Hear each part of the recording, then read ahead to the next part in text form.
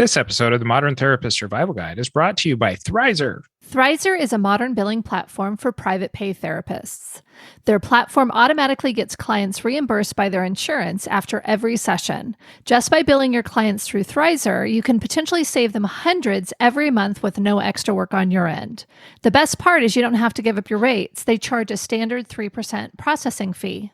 Listen at the end of the episode for more information on a special offer from Thrizer. This episode is also brought to you by Simplified SEO Consulting.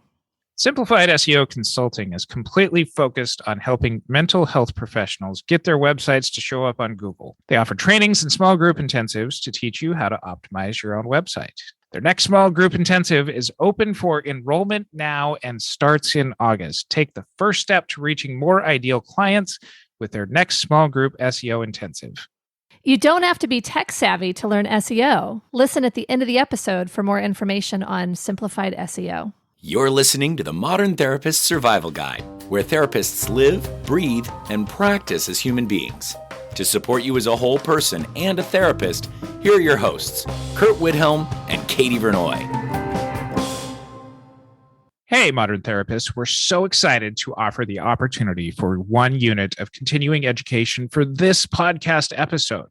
Once you've listened to this episode, to get CE credit, you just need to go to moderntherapistcommunity.com, register for your free profile, purchase this course, pass the post test, and complete the evaluation.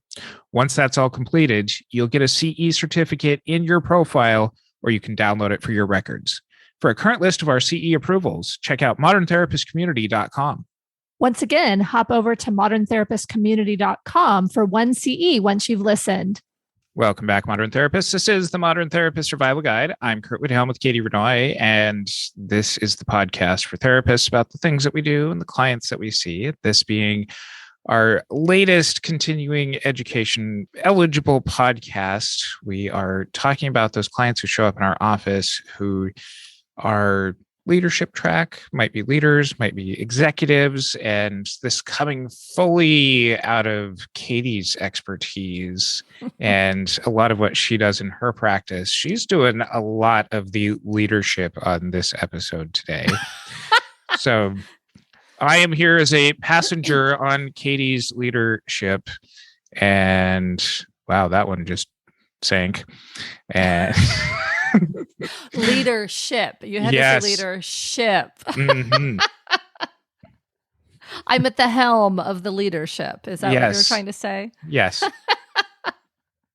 Okay. Well, I will take the reins, so to speak. When we talked about doing this, I think the thing that felt very compelling about talking about leadership is that I think there's a lot of folks who are not necessarily invisible to therapists, but I think there are folks that are not necessarily automatically seen as therapy clients, leaders, executives, folks who are potentially out there very successful, kind of traditionally successful, but not necessarily seen as kind of potential therapy clients.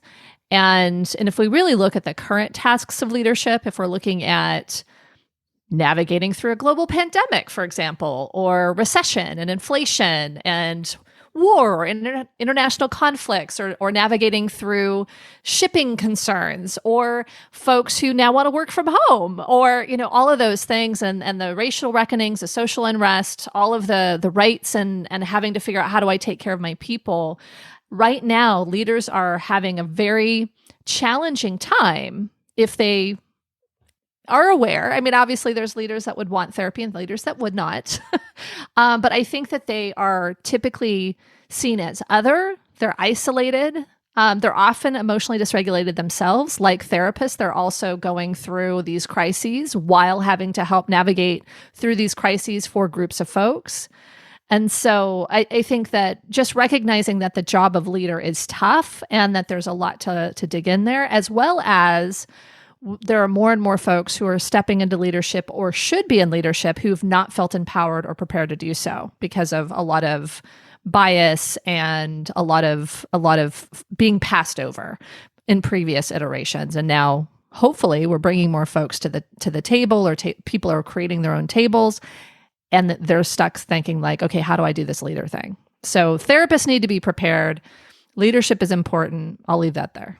So I've had some of these clients in my practice too, and obviously not as many as you have had.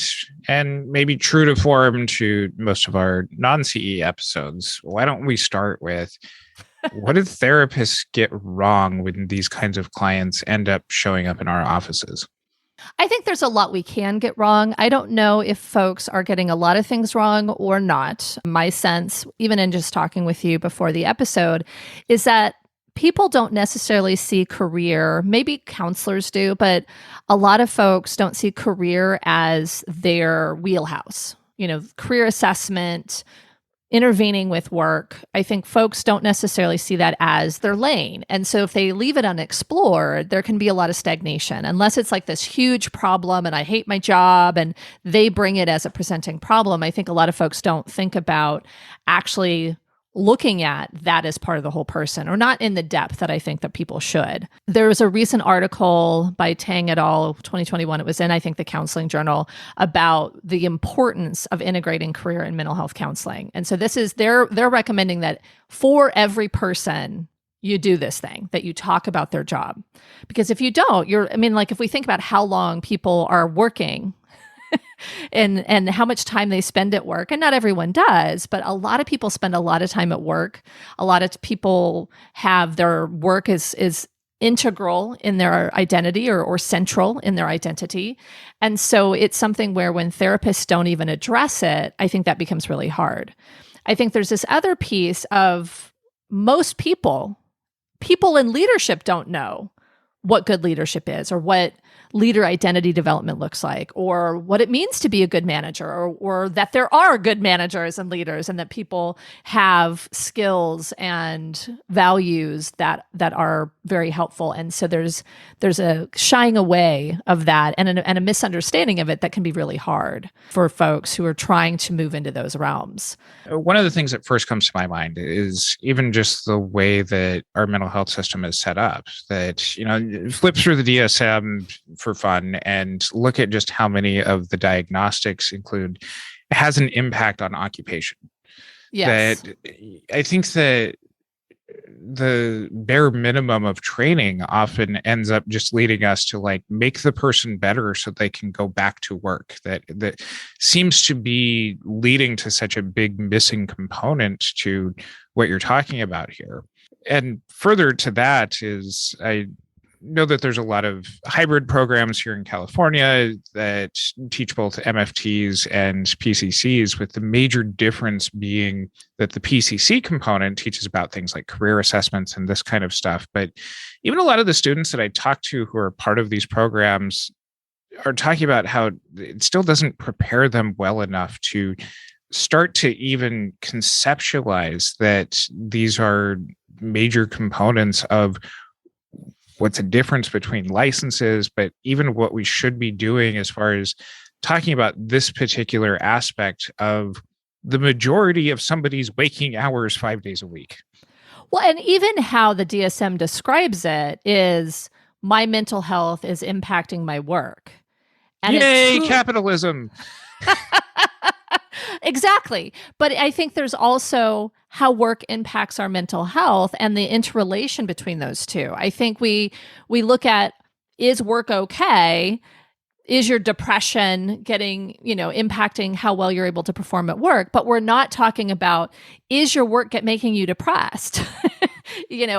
Are you satisfied with where you are at work and the intricacies of that? We'll get into that more, but I think that there's not a clear understanding that these things are completely interlinked. Like, you cannot separate career and mental health. And I think a lot of people do. They put them in different boxes. So I think that is one thing that therapists get wrong with leaders. I think there's also bias. And so shifting a little bit to this bias idea, I think that whether or not we recognize this, when we picture a leader, we picture an able-bodied, tall, white man. And I think that we need to recognize that. I think that more and more we're going beyond that. So I want to honor that it's not just that. But anyone who's not an able-bodied, tall man, white man, has seen that if you're in a group of folks, the check goes to the able-bodied white man. The asking what everybody's doing goes to that person, unless there is another leader that emerges. And so if we have someone sitting in our office, especially if they are talking about all of their trauma and they're talking about all of the other things that make them feel very vulnerable and quote unquote weak and hard to manage their life, we may not even see them as the leader that they are or could be. And I think that bias can be very harmful. I know I've experienced that, where I had someone who was very, very overwhelmed, extremely traumatized. And for a few weeks, and I'm glad it was only a few weeks, but for a few weeks, she was talking about applying for a job that I had no idea was in her wheelhouse at all. It was something that it felt like she was going to be let down. She wasn't going to be successful because no sense of leadership skills that I hadn't assessed for it. And yet she's now an executive. She's very successful and she is more aligned than she's ever been. Thank goodness our relationship could hold my bias. And I was able to identify it and shift gears. But if I kept pushing back and discouraging her from some of these stages because I was like, oh, I don't know if you're ready yet, or is this something that you'll be able to handle emotionally? Like, it was something where I didn't say it that way, but it was something where that was my underlying concern and that was going to come across. And so we may be hindering folks that we don't see as leaders based on what we know about them, either their identity and the kind of the societal bias, or based on what we know about how much they're struggling. And so we won't be able to help these folks move into these positions of leadership and help them kind of elevate themselves in that way. You're having an expression. Well, you're talking about the therapist aspect of this bias too, but I'm certain that this has to be something that has an internalized bias from a lot of clients too, that absolutely also facilitate some of these impasses in therapeutic progress. Oh, sure. And we'll definitely talk about that as part of the assessment and treatment. I think you may see a client as a leader before they do and see the emerging elements of that. And so I think that may be something that a therapist can get right. But I think if you don't even consider someone as a leader, if you don't see those elements, I think then you limit their capacity for growth. This is a long answer, so I'll sum up the rest of what I think therapists get wrong, and we'll, I'm sure, get into this more as we go along. But I think when we think about therapists and we think about what does mental wellness look like, or what does health look like, I think that we may push for a very balanced, peaceful, calm life. And we talked about this in the episode that you led on elite athletes, and I think we'll probably end up doing another episode like on optimal performance. But I think if therapists don't understand the capacity of human achievement and they push against it, I think that they're probably just going to lose a client, right? Because you're trying to tell me to slow down, and that is exactly the opposite of what I need to do for my ambition. But I think that there is something where if therapists kind of go too into more of a like, this is what work-life balance looks like, this is the challenge or the badness of ambition and overwork and blah, blah, blah, I think you lose these folks because they do strive for something bigger than a 40-hour work week sometimes, than a regular old situation. Like some folks, their leadership is very big for them, and then their goals and the roles they play within their community or in their business is like, no, I'm going to work on the weekend. Don't tell me not to work on the weekend. And so I think when therapists don't meet those clients where they are and just come from a place of this is super harmful and you need to stop, I think that that's really harmful. And it just, the relationship won't work. The reverse is also true if therapists are co-signing on poor work behaviors like overwork and self-sacrifice, because that's what they know. And so I think there is a balance and there is a way to meet clients. Those are the things I think that therapists can typically get wrong. And I think it can be harmful.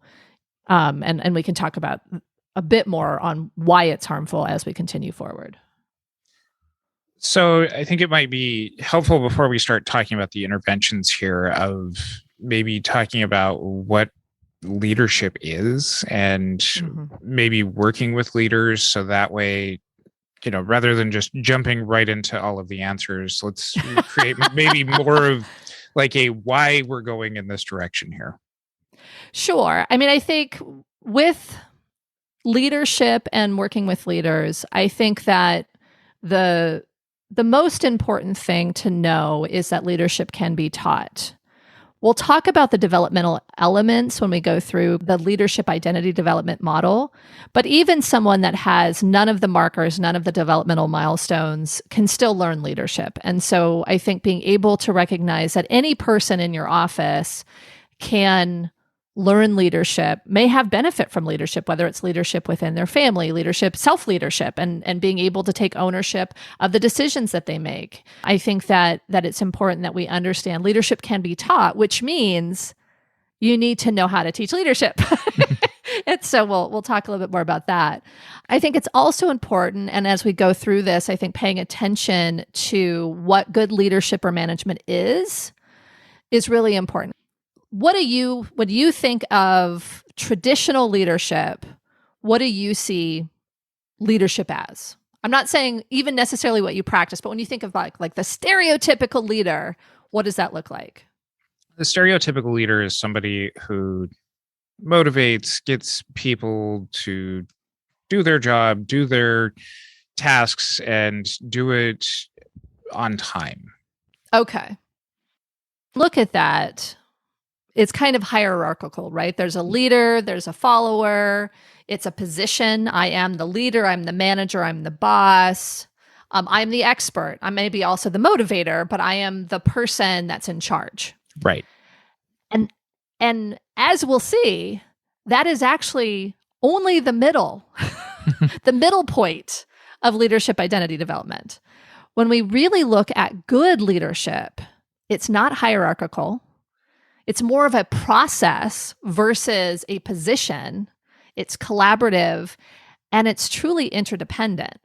And I think we can argue that millennials got this before boomers, but it's really looking at each person can be a leader from every seat that they're sitting in. Now, I still believe, and you can look at our Millennials as Therapists episode as part of this, but I do believe that there still can be hierarchy, or at least an expectation and a clarity on roles. But if we're talking that I am the leader and people will follow me, that is not good leadership. And that's actually promoting someone to be stagnated within this identity development model. And so I think it's important that we recognize that even what we're looking at as quote unquote stereotypical leadership, it's not what the current literature is saying about what is truly strong leadership, what is the best leadership, what is the best management. What I'm hearing out of this, and really more of the way that I practice in my business, is it's not just hinged on one person being in power, but it's also that person empowering all of the other parts of their business, their company, their downline, to be able to make independent decisions in a way that's cohesive still to the overall philosophy of the organization. Yes. Yeah. So a good leader is interdependent. They're collaborative. They are self-confident and grounded, because you need to be able to move freely within a non-hierarchical leadership process. So you need to be able to take the feedback from the person that just walked in the door and has some guidance, and be able to navigate that. You want to be supportive, encouraging, listen well, accept the folks around you, trusting the people around you, respecting them, and being able to negotiate differences. There's a couple of terms that you can Google, because it's beyond the scope of this conversation, but there's concepts of servant leadership. And this is, kind of the taking care of your team and working from a place of service. And then there's also transformational leadership, which I think, these are the ones that are kind of coming up in the literature more frequently of like, these are the ideals. But transformational leadership is being able to lead effectively through huge change and being able to help folks make those transformations around you and transforming the business or the project or whatever it is. And so digging into what good leadership is and having a sense of that can be very helpful if you want to work with folks who are actually moving into leadership versus just helping each person find their leadership capacity. And I'll put together, whether I'll add it to the show notes or put it as an extra for the course, but I'll get a reading list that has some good notions both for what makes a good leader as well as some of the things that we're going to talk about later. How does that play out with the clients that are coming into our room? Because for most of our audience here, we're not yet going to be going into businesses and talking about like overall leadership. We're not going to be able to, go and have kind of that systemic change. We're often just going to be seeing somebody in one of these roles coming into our office and working on anxiety or depression or work-life balance sort of things. Can you get into why it's important to understand these concepts with some of those individual clients there? Well, I think about some of the clients that I have who are in roles of leadership and are making the transition from this kind of positional hierarchical leader into more of a collaborative leadership as a process kind of leader. And the point that really is tough there is there's not a lot of examples. I mean, if you've not had good bosses or you've had bosses that have been in kind of this industrial era model of hierarchical leadership, you're going to think that I'm the boss, people should listen to me, and it can feel very painful to receive feedback. It can be very disquieting to try to have to navigate, how do I get buy-in from my team? How do I make sure that I'm collecting guidance and information from my team? How do I capitalize on all the strengths in the room without feeling like, oh my gosh, I'm losing myself? And so I think being able to functionally be able to think through this idea of how can this person show up at the best possible way versus helping them just to communicate directions. It's kind of like, are you teaching them to be a parent of a 2-year-old or are you teaching them to be a parent of a teen? And I think there's that notion of like, how do you help them to navigate those conversations and then also manage their own emotional reaction to what they've been told.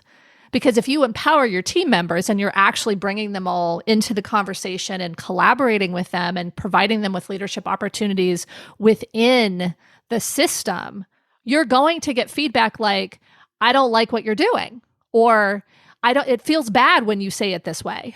Like you're going to empower feedback that may be really hard to take in. And so having a space to come back to a therapist to be like, they told me this and this sucks. And being able to say like, yeah, that's totally normal. And can you see from their perspective? And what do you want from them? And how do you help them to grow? Like it's being able to have those conversations and recognize you're not trying to get these folks to comply. How do you get your employees to comply? It's how do you navigate these relationships, recognizing that you need to build trust with them? I mean, all of these conversations therapists have in a lot of different arenas. It's just knowing what the ideal looks like so that we can have them related to this particular environment.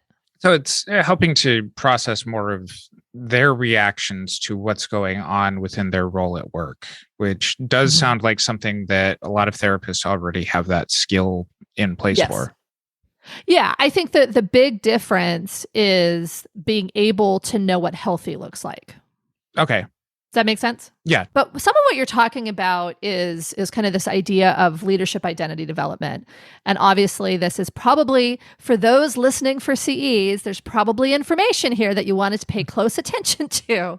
But I've got some sources. I'll just kind of talk through them really briefly. Comives or Comives, I don't know how to say their name at all. 2006 is one of the ones I put here, but there's also a lot of research that author has done, but they're kind of the beginning of the leadership identity development model. They put the theory, that kind of stuff.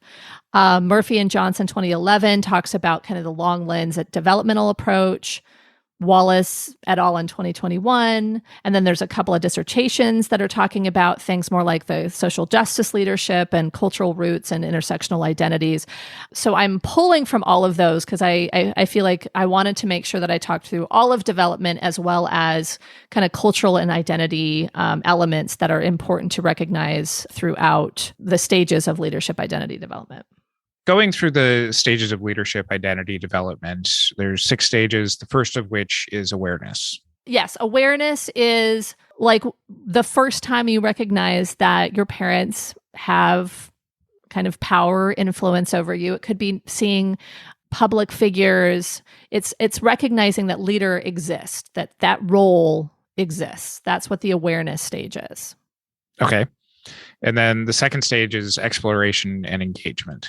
This is something where, and I'm going to do this one and then the next one, which is leader identified hierarchy. This is where you start playing around what is a leader and really start engaging and kind of interacting around positional or hierarchical leadership. There is a leader and I am a follower. Does that make sense? Like, so yes. I recognize that leaders exist. And I think especially for kids, like I have to follow the directions of the teacher. I need to listen to my coach. I need to whatever. Like it's this person says I do something and I do it. Or the leader says something, the follower does it. Okay. And then there's leadership differentiated. Moving from leader identified to leader differentiated, I think, is that you start kind of acting within the positional hierarchical role. So you start taking it on. You might see yourself as a leader and you start kind of playing around with that and you start seeing the limitations of hierarchical leadership. Why can't I get anybody to do anything? Okay. And so then when you go to leadership differentiated, it moves into that space of being able to identify how leadership can be from any seat at the table. Like it's looking at buy-in and the kind of grounding yourself in the group process and moving towards interdependence. And so it's really getting to that space of figuring that out. I think that oftentimes folks at this stage they're wanting to delegate, but they have trouble with it. And so then they, working through that process of being able to delegate is a big element of this, because real delegation is actually completely handing over a task. I still struggle with this sometimes, and I try to delegate a task, and then, if the person's not ready for that level of leadership, oftentimes they come back and keep asking for more feedback. But the notion is that when you can fully delegate and you can fully get into that space, all of a sudden you've now created a whole bunch of leaders sitting at the table. You just happen to be the one that's at the head and making sure that all the leaders have what they need. All right. And then that moves us into generativity. And so that's when you really are rock and rolling in this, interdependent, like, this is what it is, and you may move between roles. So I'm the leader in this situation, but I'm sitting in a different, a positional leader in this situation, but I'm a leader from the table in this situation. So you're really creating and flowing within kind of the highest level of leadership.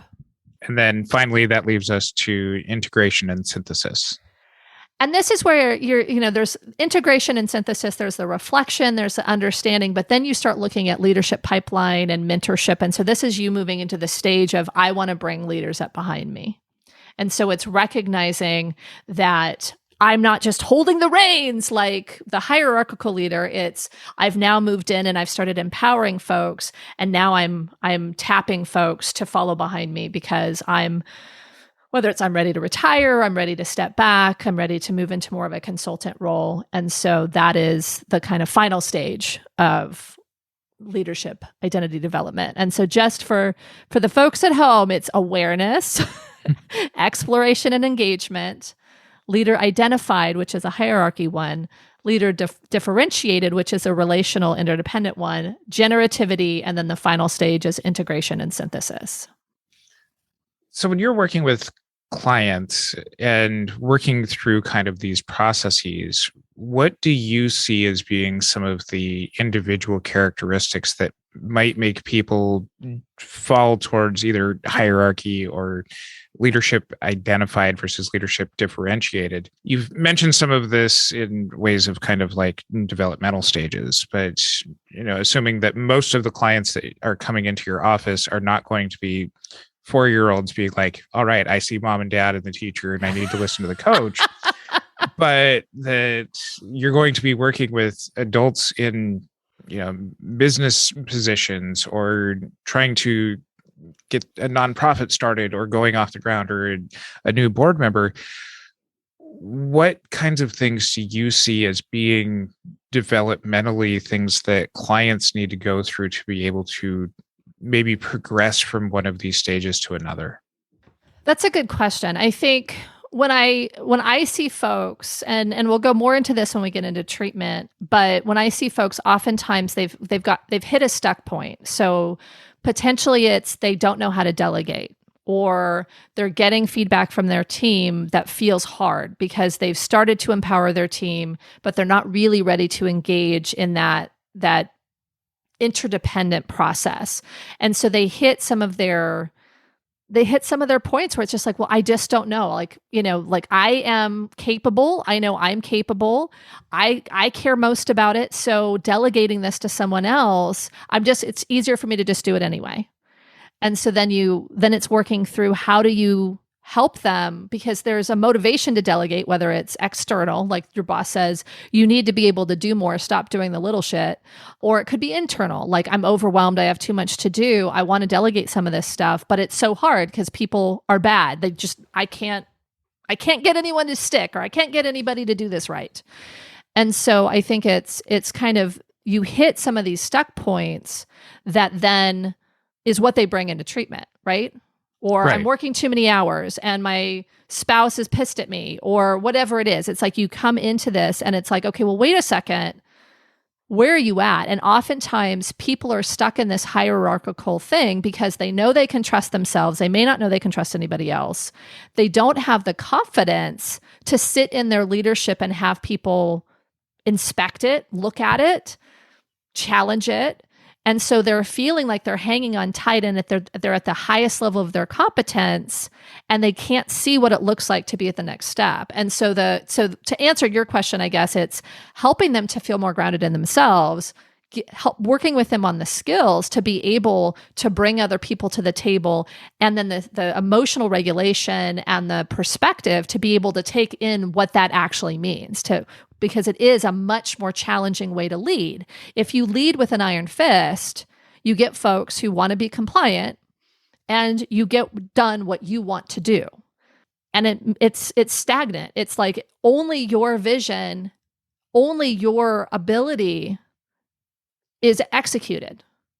And some people think like, well, that's good enough. But when you can access a lot of other resources, innovation, creativity, freedom of movement. I mean, there's so many things that can come when you can take that step and really bring a full team on and empower them to take those roles. But, the micromanager, the dictator, like these are the folks that are stuck in hierarchy, and it's really getting to a space where they see the benefit, have the skills, and have the emotional intelligence and regulation to be able to navigate what that actually looks like. So helping them is not just dealing with their reactions to what's going on, but it's a deeper dive into even how they got there in the first place. Because some of this, as I'm hearing you talk about, may have, some components based on even just like cultural awareness of a number of different characteristics that people are going to be bringing into this. Well, and I think that the other piece is that, when we're talking about assessment, there is this element of really understanding how someone's culture, how their viewpoint, their philosophical or moral values, those types of things, like you're going to want to understand that, because I think typical leadership oftentimes comes from like an individualist or a capitalist viewpoint. And I think that when we look at kind of the world, I mean, if we're doing coaching, which we're not talking about doing that, but like if you're talking with folks around the world, and I guess we can do therapy with folks around the world, there may be a very different perspective on what leadership is. And so you want to make sure that we're looking at leadership from the healthy leadership point with that, which can be culture bound.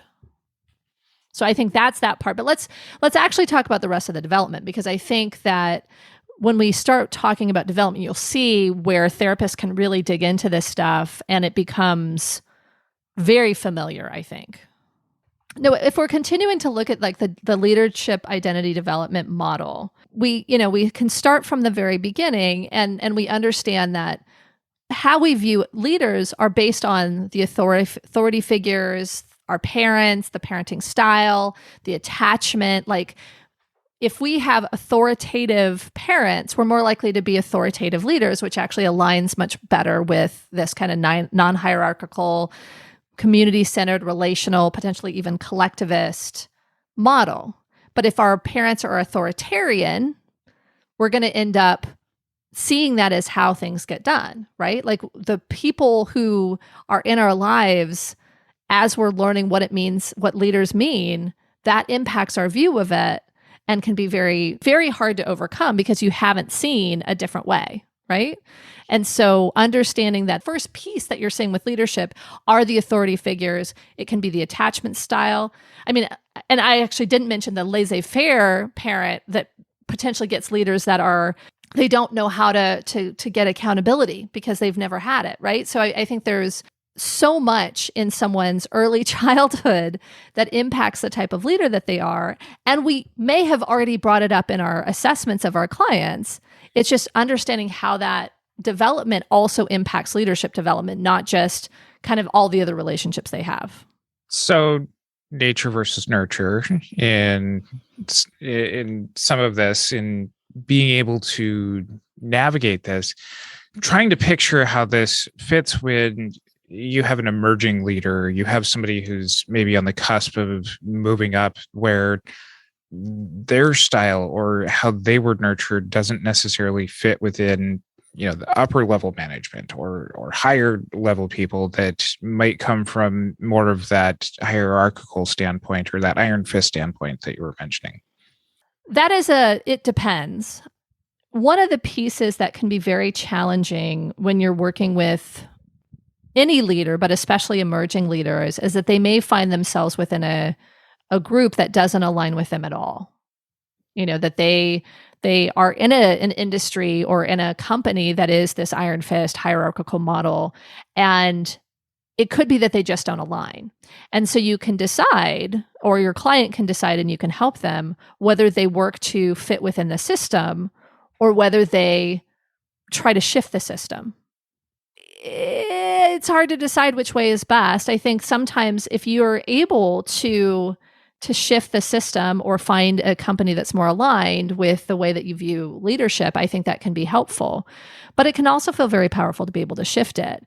But the piece that you're not mentioning, which I think is really important, is that some folks are emerging leaders, and it's not even that they can't fit into upper management, it's that they don't know or don't have the skills or aren't comfortable with the skills and getting themselves there. A lot of women, folks with marginalized identities, are often either ignored, erased. They're taught to be more compliant. There's cultural issues around humility that can come into this. If leaders are the superstars, the ones that are pushing themselves out and putting themselves out in the front, introverts, folks who are neurodivergent and don't necessarily have the same communication style or the same fluency or comfort with putting themselves out front. I mean, a lot of these things, the kind of identity things, can stop them much sooner versus just like, oh, I'm not philosophically aligned. And so I think it's something where when we're able to kind of dig into someone's history, we can identify, identity things, but we can also look at some of the developmental influences. I mean, we haven't even talked about folks who their interaction with authority is something where it's dangerous and potentially deadly. And now they're considering moving into a leadership role. I mean, I think that we have such huge stories and influences in our life as we grow up on what is seen as leadership, what is seen as authority. Is influence okay? How does someone influence someone else? There's also all of the elements of resources. If I am barely getting to school, I'm not going to be the president of the math club, for example. If I am barely affording college, I'm not necessarily going to be doing leadership activities. And so I think that there's difficulty with kind of saying broadly, like, okay, hey, someone's an emerging leader, what's in the way? Because it could be all of their life experiences as well as, the cultural underpinnings and their many, many different elements of their identity may be coming to bear on how they approach leadership or even see themselves as leaders. So it makes a lot of sense that not everybody is going to be privileged here, that there's going to be a lot of factors that come into it. In your assessments, part of what you're doing in the therapy room is looking for, all right, we might need to be able to develop a treatment plan for accommodating for, okay, these are some of the limitations that might make somebody come from a more marginalized background for whatever reason as being skill deficits or things to overcome on this pathway towards becoming a better leader. Yes. And I think that there's so much in someone's life and in their development. I mean, even genetics or personality traits like a need for achievement or extroversion, birth order, temperament, the folks that are oldest in their class, like birth date within the class year, the oldest classmates are more likely to be leaders than the younger ones. Secure versus insecure attachment. I mean, there's so much that kind of brings us to who we are in this present moment. We don't need to go into all of this because this is the stuff of therapy, right? We understand what created the person that's in front of us. And we recognize that if someone wasn't in sports or wasn't tapped or sponsored or mentored by adults in their life, they're going to have some, you're calling them skills deficits, maybe developmental milestones they haven't hit yet, is how I'm kind of framing it. We work to help folks bridge those gaps. Like that is what we do as therapists. We help them understand and get more secure attachments. We help them to figure out what how their parents or their caregivers cared for them and what that means and what they want to do, whether it's for their own children or potentially how they want to interact with the world. I mean, to me, understanding the development and adding that component of what does leadership mean, I think is part of the assessment that I think we include because it is so critical for people, in their careers. And careers often are central for folks. Some people have, whether it's their background, whether it's, their birth order, things that they can't necessarily change that are going to lead to some of these uncontrollable developmental gaps. Mm-hmm. And, you picked up on, I use the terminology, skills deficits. These are things that I'm referring to as, things that people may have an opportunity to actually change and to acquire. What are some of the things that we're going to be looking for here? Well, I think if we're really looking at kind of the developmental gaps or the skills deficits or how we want to look at it, we've talked about kind of the opportunities that folks didn't have or the parenting or the interaction with authority figures. But I think there's also all past trauma. Relational trauma can impact your sense of self and your emotion, your EQ, so to speak. And I think being able to identify how that plays out. It could be boundaries, it could be interpersonal, but it's looking at how do these things that we grew up with impact our ability to be a manager or a leader. I think the big thing that most folks don't think about, and I don't remember if I mentioned this at the beginning, but being a leader is very isolating and there's not really a peer group. And so I think being able to recognize that and help someone, whether it's find a peer group, and we'll talk about resources later, but I think there's that element of understanding, do they have a peer group? Do they feel isolated? If they don't feel isolated, awesome. But if they do, whether it's helping them find a peer group or just have a safe space within session to be able to talk about the things that they can't talk about with their team members, I think that's important. The other thing is, especially folks who they've kind of come to leadership more organically. So like I said, women, folks with marginalized identities, usually don't have like the strategic path. They take the opportunities that come to them. And so they may have been elevated because of their competence or their hyper competence. And so then that's where you see kind of that fear of delegating or covering for the team. They're just doing a really good job and that's why they're in a leadership role. It's not that they are good at leading. And so you want to be able to assess those things and identify them. We could talk a lot about identity, and so I just want to briefly talk about it because I think it's really important. One of the concepts that really hit me as a woman, and being a woman leader is this idea of the psychological glass ceiling. And I think, and this was Ben Noam 2018, Cracking the Intersect Glass Ceiling for Women in Leadership. I think it's relevant to folks and other marginalized identities, but I think it is fairly specific to women. But there's different relationships to negotiation or competition. Obviously, the family planning can happen. But the biggest concept here that I think is really important to understand is this double bind, where either too meek, you're too much of a woman, you're just demure and too meek, or you're overly aggressive and you're too much. And then taking that further, and this was from another source, and I'll put all the links, all the references with the course and some of them into the show notes. But I think that there's this idea of the angry woman, and this is especially seen with kind of the angry Black woman stereotype that I think can be really hard for folks to overcome. Obviously, authoritative women are seen as bitches or nags. I know for myself, oftentimes I would be very direct, or my social skills weren't always the best, and I would be seen as impersonal. And I even got I think somebody called me a steamroller at one point. Oftentimes, then there's also the other end of it is like, I'm not bold enough, or I'm too much. Some of the stereotypes, in addition to kind of the angry Black woman, there's also the too passive, humble Asian woman, or the overly emotional Latinx person.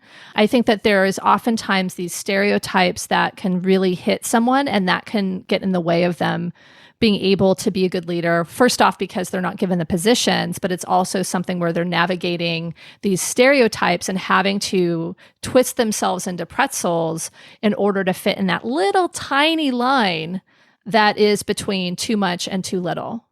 I think it's truly understanding what someone's facing, whether it's these stereotypes, or even, and these are the things that piss me off, but like the token hire or the diversity quota hire, where someone with a marginalized identity is potentially seen as hired because of that, and potentially seen as less competent or not having earned their job.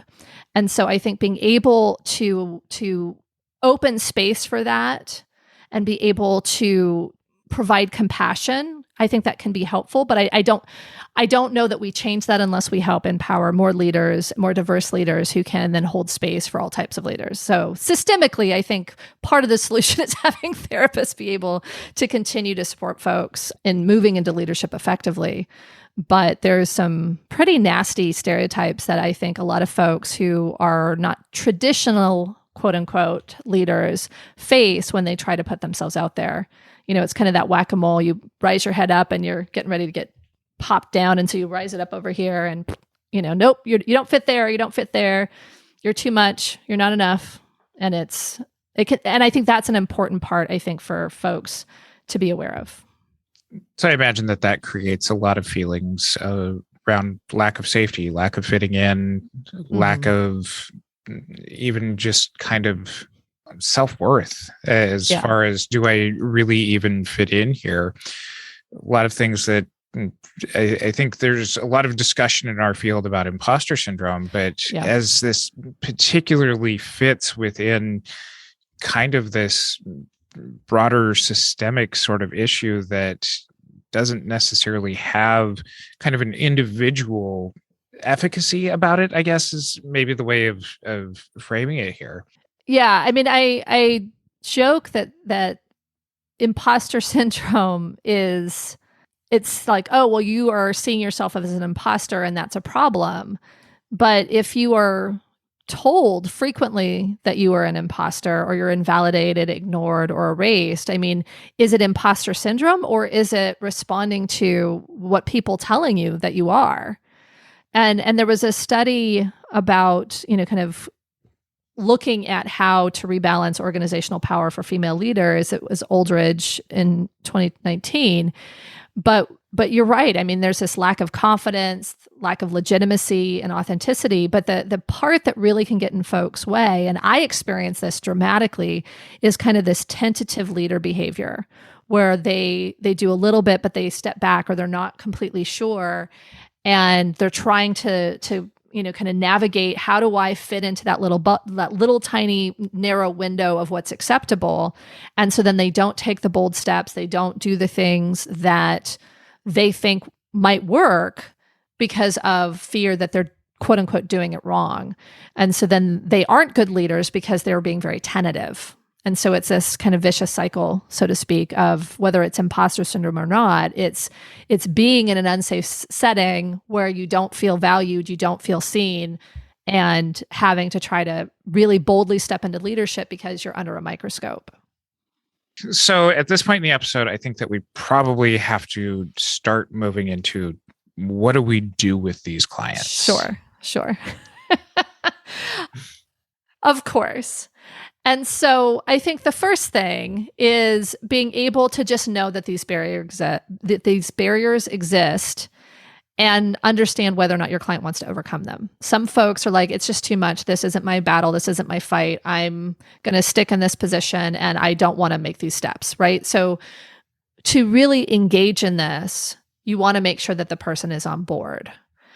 You don't want to make sure that you want to do that kind of full assessment to make sure that you understand what is the goal here. Because I'm not saying that you should go and start working on leadership and career development with every client. You should know if it is a treatment goal or worthy of being a treatment goal. Talk about this with every client or assess this with every client, but know when you need to lean into this and don't just throw this at everybody. Well, don't throw the work at everyone. I think you want to ask the questions. I mean, there's going to be folks who are, 20-somethings in their first job. Like, you want to understand what their career trajectory is, what they want to do, and potentially where they are in their leadership development, and seeing if you can support it. But they may not be at the space where they're like, I'm ready to hire people and I want to I want to know how to manage them, right? Like, it's all very specific. And I think at this point, let's just talk quickly about what a kind of career or leadership assessment looks like. So this is from Tang et al. 2021 and my own experience, as well as potentially some other stuff that will be within the references. But this is the biggest part. You want to look at what their employment is, what their work-life balance is, the role of work in the client's life, how work is integrated into the client's life, and figure out the role of work across the client's family system. And so it's really getting a huge picture of what does work look like. And then what's the meaning making? How is their career perceived? How do they see themselves perceived in relation to their work? And I even do, for some folks, I do an org chart almost like I do a genogram, understanding what is their position, what is the responsibilities, the relationships, the expectations. And as we were putting this together, I definitely, you and I kind of came up with some of these questions, but I'm going to create some suggested questions for career assessment that I think are a little bit more therapist-y versus kind of the formalized career assessment that you might be able to find online. But I've got lots of questions, but I think some of the more specific ones are like, who are the key players in your daily work life? What are your relationships with these? This is kind of that org chart / genogram, work genogram. Or an organizational chart? An organizational chart. Sorry. That's another thing that probably therapists should know is some of the key terms like KPIs and ROI and metrics and base and salary. And, there's a lot of stuff you might want to know if you're going to work with a lot of different executives. But yes, organizational chart. Sorry. The organizational chart, AKA the work genogram. How does your work or the roles you take on impact the people in your life? And so recognizing where work and life intersects or actually really is completely integrated, and what the people around you think about the work that you're doing and the way that you're interacting with work. How does your identity or identities affect or influence your leadership identity? And there was a study that showed that really directly addressing self-identity relationship to leadership identity is important. And for some folks, if they had some leadership position, some of it might have been related to one of their marginalized identities, like they were in a social justice group for their marginalized identity, for example. And so it may be looking at how it intertwines, as well as how to separate out what am I going to then take into a different setting if I choose to, where it's not just this environment where I'm fully accepted by all the folks in the room. And then another one that I think is interesting, and I'll talk a little bit about it because I think it's important, is kind of how well does your view of success align with the expectations placed on you? And this one is interesting because it can be, if there is a capitalist expectation of a certain amount of sales, or if there is a productivity requirement for the folks that are working under you, or there is an expectation around whatever it is, like this speaks to the morals and values, and does the work you're doing and the leadership you're providing actually align with those things? You look thoughtful.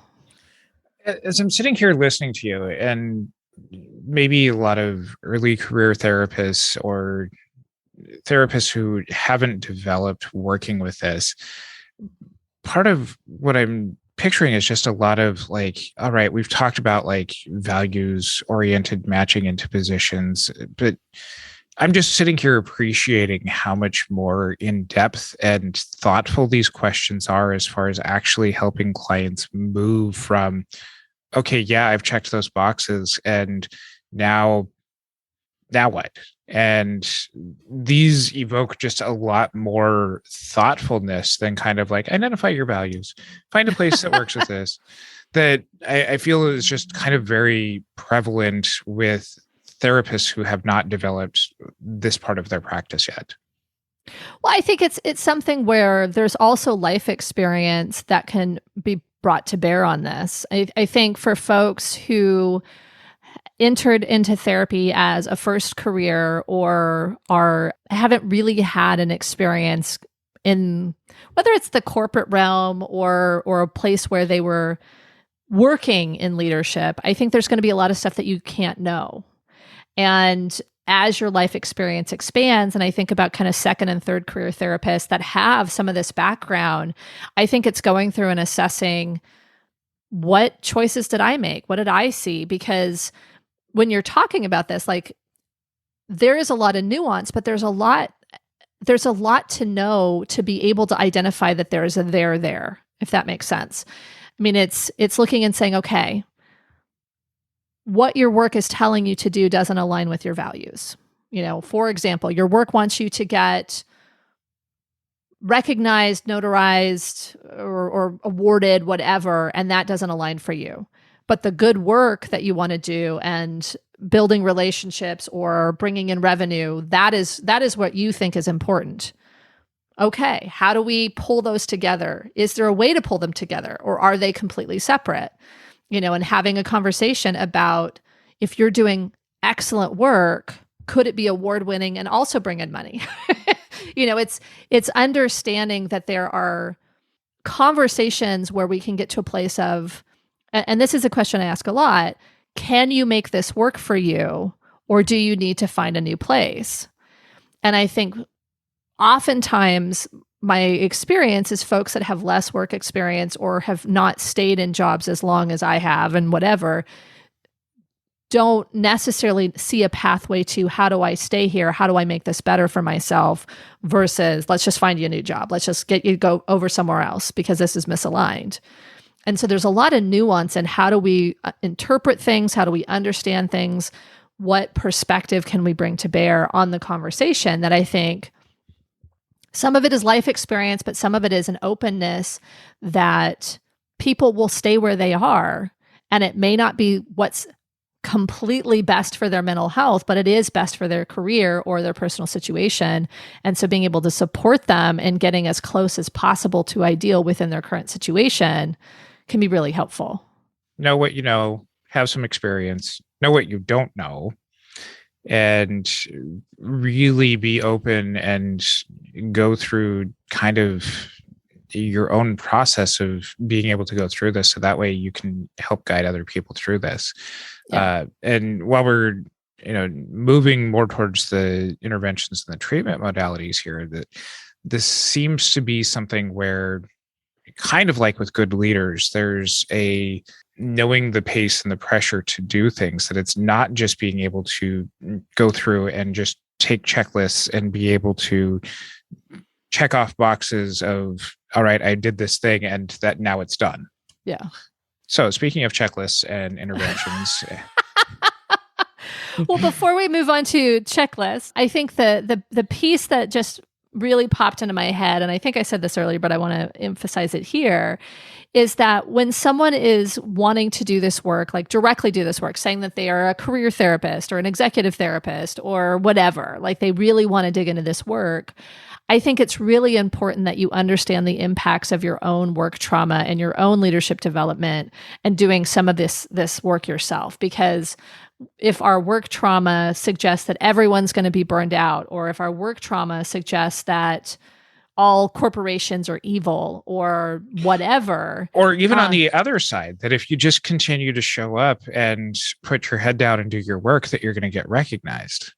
Yeah, exactly. I think looking at your own trauma and your own bias and your own privilege and all of those pieces, I think that can be very, very helpful, because the way that we ask these questions, I mean, these are part of the conversation. So I would say, yes, the questions that we're putting together, as well as the ones that, I mentioned on this episode, I think those are that's part of the work. Like, it is an assessment, it is an ongoing assessment, but it's part of the work.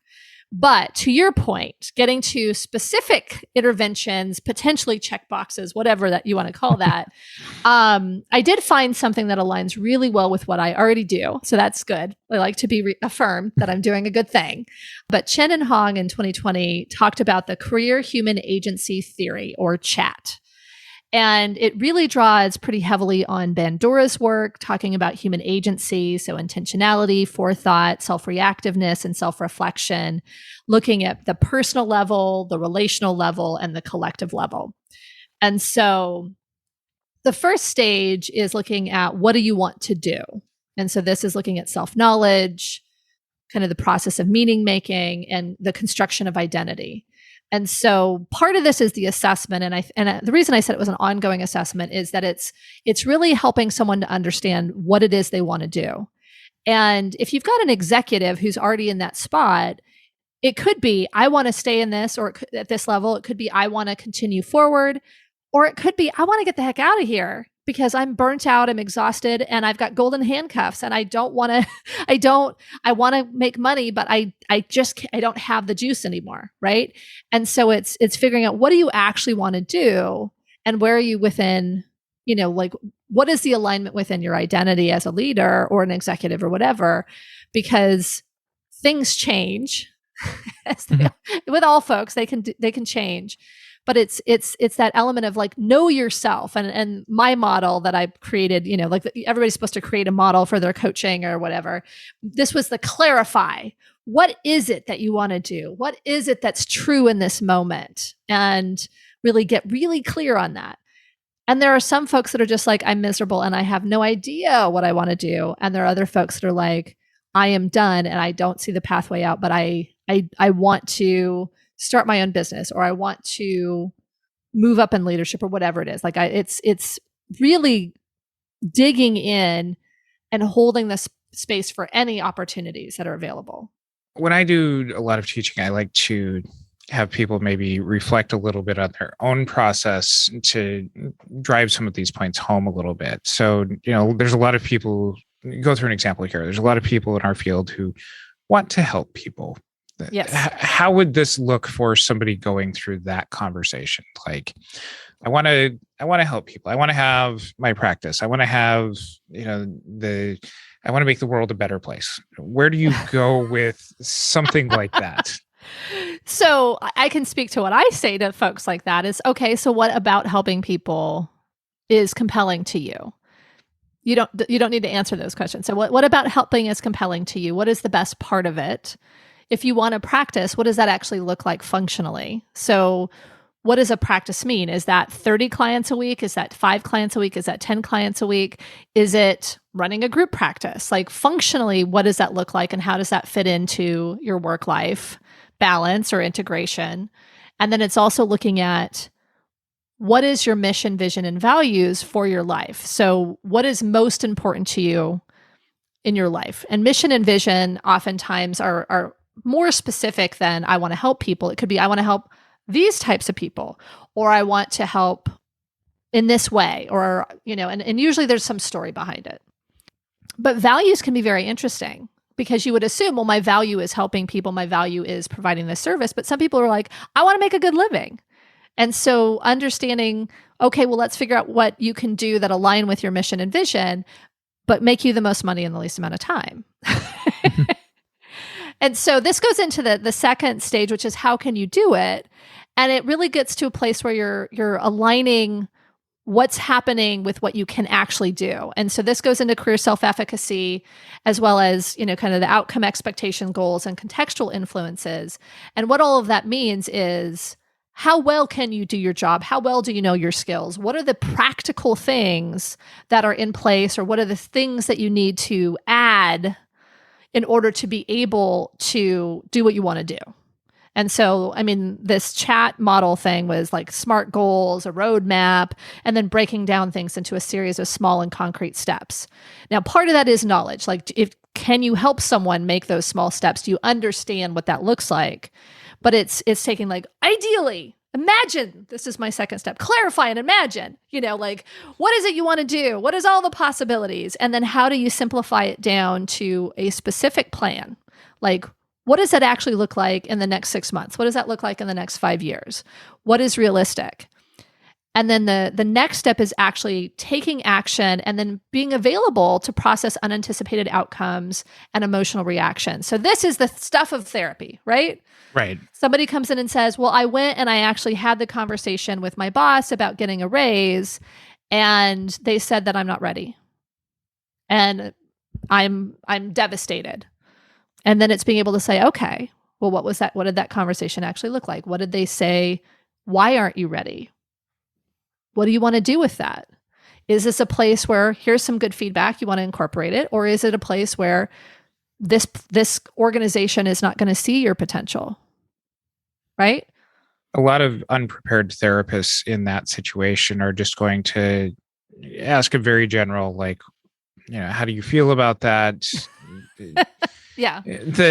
Just kind of speaks to, like, there's a lot that we don't know about what we don't know in this area, unless you've got some of the experience or the deeper trainings that you're talking about here, that ends up, all of those errors that we talked about at the beginning of the episode. Just, this is where, all right, the client's sad and upset about that. What do you want to do with it? That just ends up leaving people spinning in circles. And I think this is definitely where bias can come in too, because it's something where if people get negative feedback from a supervisor, how do we know if the feedback's authentic or not? And what I've seen a lot, and this is when I've done interviews with, new therapists coming in wanting to get a job, or in conversations I've had, but the assumption that I think happens is the client's perspective is accurate and their supervisor is an asshole.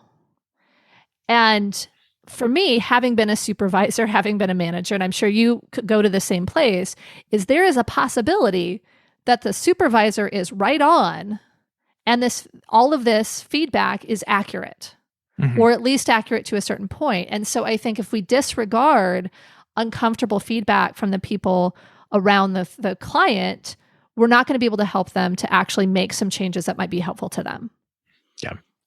So moving forward, because I know we're running out of time, I think the finish up this process is, what does this mean to you? And this is obviously this iterative process where you learn from what you've done, you process it with your therapist, and then you continue to go through and say, okay, well, what do I want to do now? How can I do that? What meaning am I making in that? And so the way I describe this process is you clarify what's real, you imagine what's possible, you simplify it down into a actionable plan, you take action, and then you reflect and clarify, and you start this process again. So it's a kind of this process that keeps going around where you get closer and closer to what is it that you really want to do. So the other pieces I think that are really important is all of the identity work.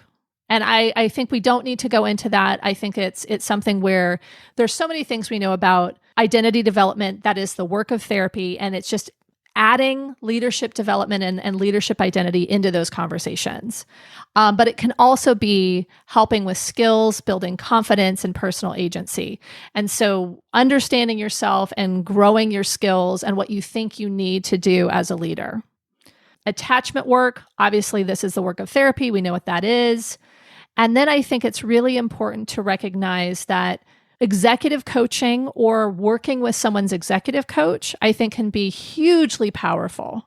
I know you had a question on kind of the difference or something around executive coaching. Where do you draw the line as far as what you do with clients when it's here's what you should do, kind of more of the behavioral management sort of things, versus your therapy clients where it's getting into more of their emotional reactions and working with an executive coach to help round out some of the work that you're doing in your sessions? I think if I start with a client who basically is asked for executive therapy, I don't draw a line. I'm their executive coach and their therapist. Like it's so many of the skills are the same. Like time and schedule management is a coping strategy. All the different communication skills, all of the pieces of psychological resources and how to show up versus, what's being asked of you. I think so much of executive coaching can fall within the larger scope of therapy. And so if someone comes in, they don't have an executive coach, basically I'm both. I'm helping them with the skills, I'm helping with them with their leader identity development, as well as all the emotional pieces and their history and all the things that come to it. If I'm just the executive coach, I will send them back to therapy for some of the trauma or attachment work or the things that are a little bit deeper that potentially they need to have, whether it's trauma therapy, EMDR, whether it's, just being able to process from a different space. Kind of straight ahead executive coaching is a little bit more behavioral. It is a little bit more structural. And there, I've even worked with an executive coach that's actually working with the client and their whole team. And group work can be very powerful for these folks. And so I think there is a distinction, but I think that I'm also, so the person who I'm the therapist and there is an executive coach, I'm working on all of the identity stuff and the emotional stuff that the executive coach doesn't have the chops for, so to speak. And the executive coach is doing a lot of hands-on work with the client and the team. Got it. But I got a release form. So like it's something where I see these folks as really positive collaborators. But if you have both skills, especially for folks that have a previous career being an executive, don't be afraid to add executive coaching into therapy. It's part of the treatment planning for some of these folks because these are the types of skills that will help them interact better in their relationships, more mental wellness if they're more competent in these things. I feel like we really can. I feel we can really take a broad look at this and really truly be a good support for executives and emerging leaders. What do you recommend as the starting point for therapists to go from here in order to be able to not just dive in and do poor therapy with people in these roles? That I'm really walking away from this with like, there is what we think we don't know about this type of work, but then there is the universe of things beyond that. Where do you suggest that people go for more information? Well, I think for more information, I'm going to try to put some resources into the show notes as well as into the course. But I think for someone starting out on this, I think if you don't have lived experience in a corporate or executive environment or as a leader, I think that's a place to start, is learning about that, trying to look at, potentially getting your own work around leadership so that if you want to do this work, that you can understand it better from a lived experience place. But really, for all therapists, the first place is really adding more in-depth career assessment interaction around career with all of your clients. Because if you can start doing that, you'll see like, hey, I love working with leaders, or you know what? I just now am providing an extra space for my clients to talk about something that's central in their life, and I know a bit more about it. All of us are working if we're therapists, and so we have some knowledge of that and can really dig deeply into someone's alignment with their work and add that in You can find our show notes over at mtsgpodcast.com. We'll put all of our resources and shareables up there, and make sure that you follow us on our social media. Join our Facebook group, the Modern Therapist Group. Support us and the continuing work that we do through Patreon or Buy Me a Coffee. And follow the intro and outro announcements for how to get your CEs if that's something that you're interested in doing, and just another way to support us. And until next time, I'm Curt Whithelm with Katie Vernoy.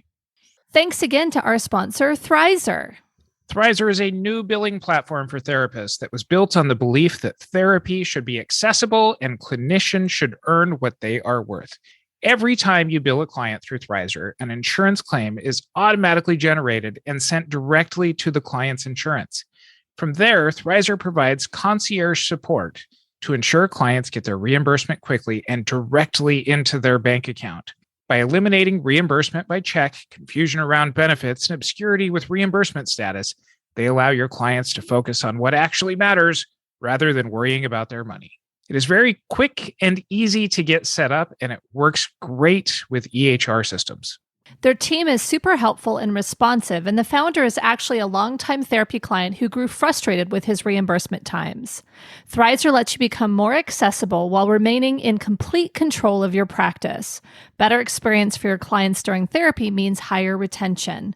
Money won't be the reason they quit on therapy. Sign up using bit.ly/modern therapists and use the code modern therapist if you want to test Thrizer completely risk-free. You will get 1 month of no payment processing fees, meaning you earn 100% of your cash rate during that time. Once again, sign up at bit.ly/modern therapists and use the code modern therapist if you want to test Thrizer completely risk-free. This episode is also brought to you by Simplified SEO Consulting. These days, most people go to Google when they're looking for a therapist, and when they start searching, you want to make sure they find you. Simplified SEO Consulting walks you step by step through the process of optimizing your website with their small group SEO intensives. Led by Danica Wolf, a seasoned SEO instructor with an MSW and strong understanding of the mental health world, you will learn what content you need to add to your website and how to optimize it with your ideal client in mind. Then watch your online rankings climb. The next one is enrolling now and begins in August. Visit simplifiedseoconsulting.com/SEO-mastermind to learn more and register. Once again, visit simplifiedseoconsulting.com/SEO-mastermind to learn more. Just a quick reminder, if you'd like 1 unit of continuing education for listening to this episode, go to moderntherapistcommunity.com. Purchase this course and pass the post test. A CE certificate will appear in your profile once you've successfully completed the steps. Once again, that's moderntherapistcommunity.com. Thank you for listening to the Modern Therapist Survival Guide. Learn more about who we are and what we do at mtsgpodcast.com. You can also join us on Facebook and Twitter. And please don't forget to subscribe so you don't miss any of our episodes.